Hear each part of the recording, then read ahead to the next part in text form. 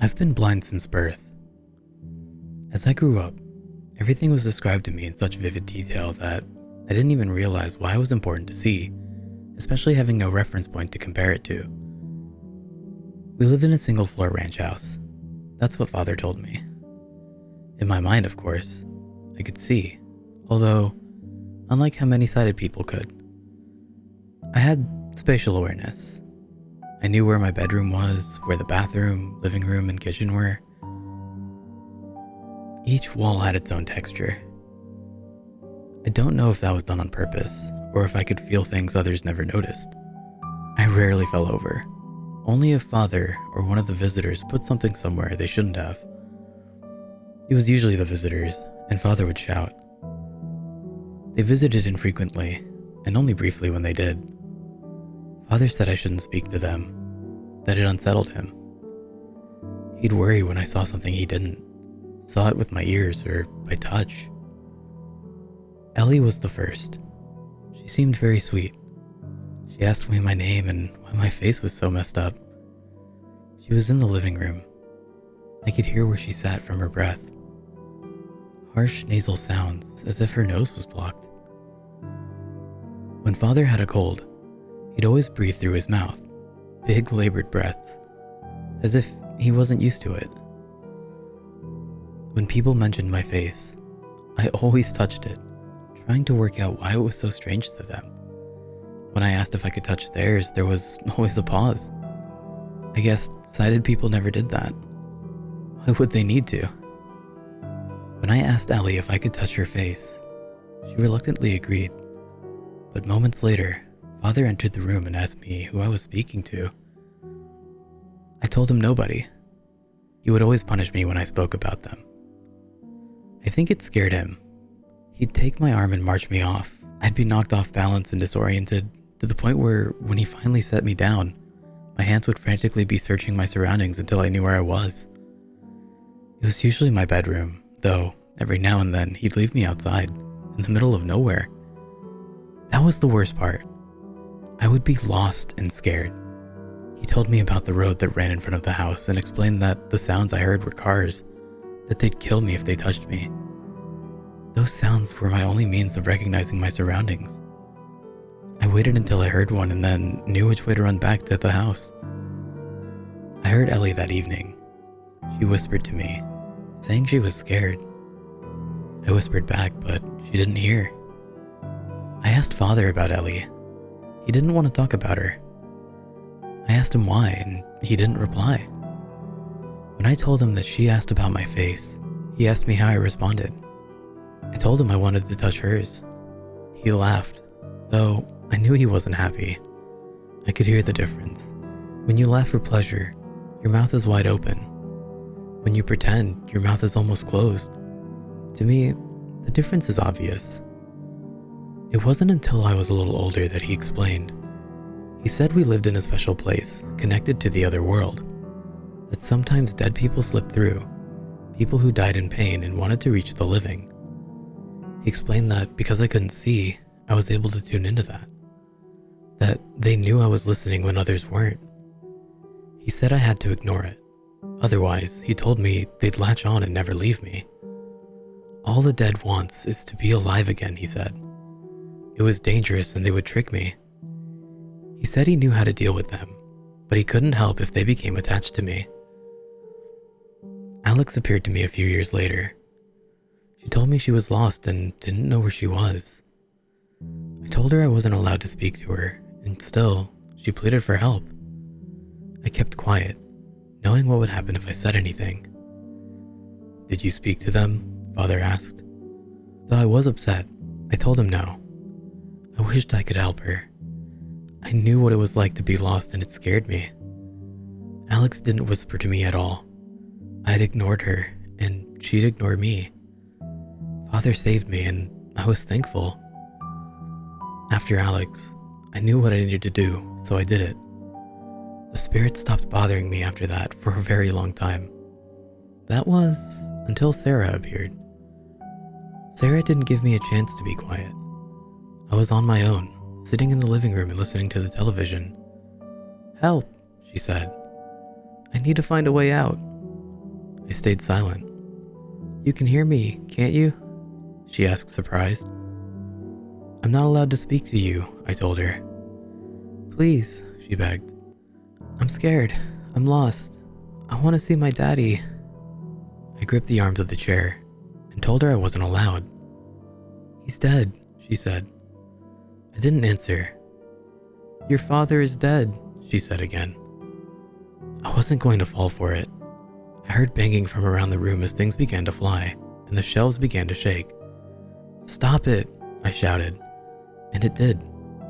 "Please, help me leave," she said. I wasn't going to talk to her. I did the only thing I thought would help. I unlocked the front door, hoping she'd run out and get lost, just like I would do. When I heard from her no more, I locked the door and sat back down. I listened intently for any signs she was still there. Except for the sounds of the TV, it was silent. I hated when my heart raced. It became all too aware of the tick-tock feeling of the rise and fall within my chest, like it was about to explode. When I heard my father's voice, I screamed. "Son," he said, "I need your help. I think I'm dying." I did what he told me to do. I didn't speak. If he did die, he'd never leave me. Instead, I raced out into the open air and shouted for help. I shouted until my voice was hoarse. I heard the sounds of cars racing along the road in front of my house.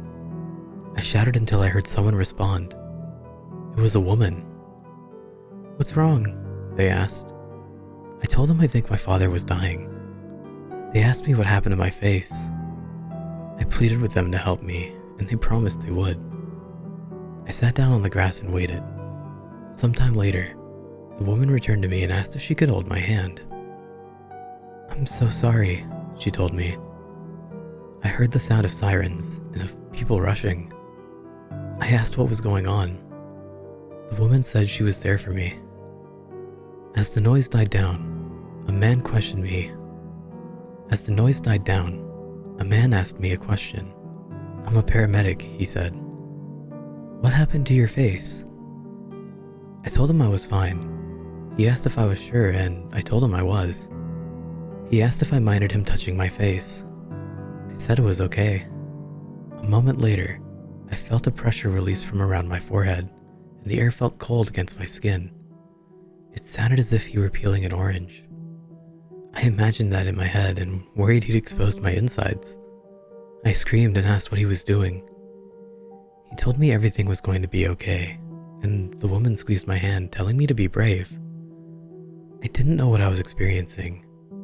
I felt a tight pain within my head, like when you smash your shin against something, followed by something I've come to understand as bright.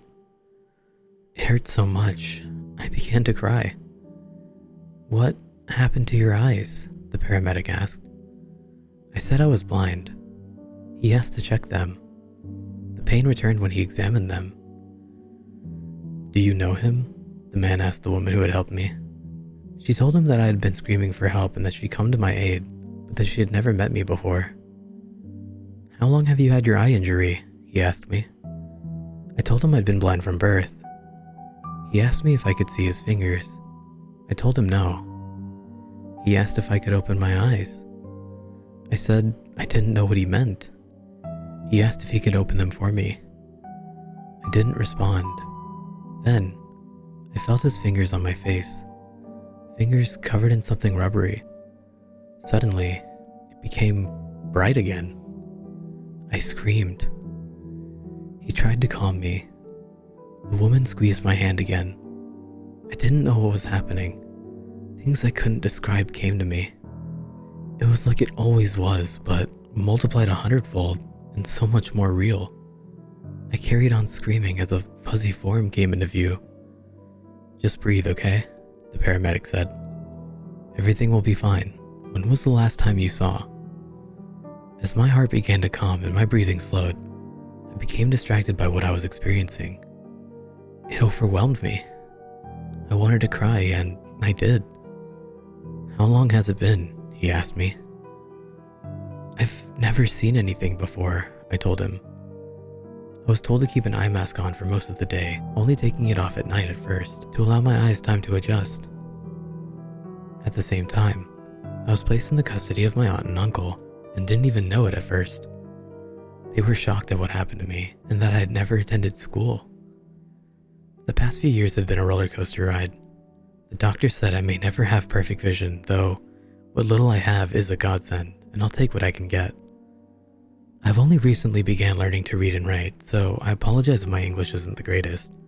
It's the best that I can do. I've been asking my aunt what happened to my father, but all she says is that he died of a heart attack. I asked what sort of man he was.